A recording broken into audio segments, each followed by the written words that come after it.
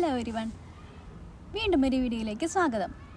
ഇന്ന് ഞാൻ പറയാൻ പോകുന്നത് ഞാൻ എന്തുകൊണ്ടാണ് സ്വീഡൻ എന്ന് പറയുന്ന കൺട്രി ചൂസ് ചെയ്തു എന്നുള്ളതിനെക്കുറിച്ചുള്ള കുറച്ച് ഡീറ്റെയിൽസ് ആണ്. കുറച്ച് നാളായിട്ടുള്ള ഞങ്ങളുടെ ആഗ്രഹമായിരുന്നു അബ്രോഡ് പോയി പഠിക്കണം എന്നുള്ളത്.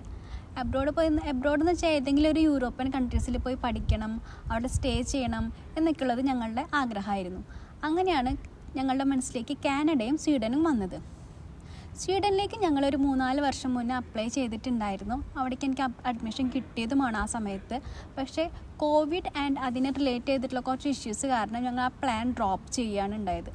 പിന്നെ ഞങ്ങൾ നോക്കിയത് കഴിഞ്ഞ വർഷത്തിലാണ്. കഴിഞ്ഞ വർഷം കാനഡയും സ്വീഡനും കൂടി ഒരുമിച്ചാണ് നോക്കിയത്.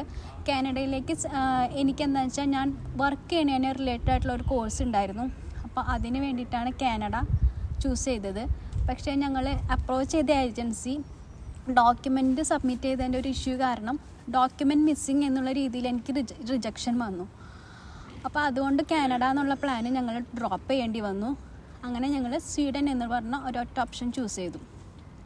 അപ്പോൾ വേറൊരു ഏജൻസിനെ നമ്മൾ അപ്രോച്ച് ചെയ്തു, അവിടെ അഡ്മിഷൻ കിട്ടി, സെലക്റ്റഡ് ആയി. അങ്ങനെയാണ് ഇപ്പോൾ സ്വീഡനിലെത്തി നിൽക്കുന്നത്. സ്വീഡൻ എന്ന് പറയുന്നത് ഞങ്ങൾ ചൂസ് ചെയ്യാനുള്ള കുറച്ച് കാര്യങ്ങളുണ്ട്. ഒന്നാമത്തേതെന്ന് പറയുന്നത് സ്വീഡൻ എന്ന് പറയുന്നത് ഹാപ്പിനെസ് ഇൻഡെക്സിൽ ടോപ്പിൽ നിൽക്കുന്ന കുറച്ച് കൺട്രീസിലൊന്നാണ്.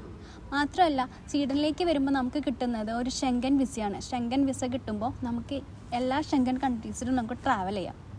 പിന്നെ വരുന്നത് സ്വീഡൻ എന്ന് പറയുന്നത് ഒരു PR friendly and spouse friendly ആയിട്ടുള്ള ഒരു കൺട്രിയാണ്. അപ്പോൾ ഇത്രയും കാര്യങ്ങൾ കൊണ്ടാണ് ഞാൻ സ്വീഡൻ സെലക്ട് ചെയ്തത്. അപ്പോൾ ഇത്രയൊക്കെ ഉള്ളൂ ഞാൻ എന്തുകൊണ്ടാണ് സ്വീഡൻ സെലക്ട് ചെയ്തത് എന്നുള്ളതിനെക്കുറിച്ചുള്ള ഡീറ്റെയിൽസ്. അപ്പോൾ അടുത്ത വീഡിയോയിൽ വീണ്ടും കാണാം. Stay tuned. Bye bye.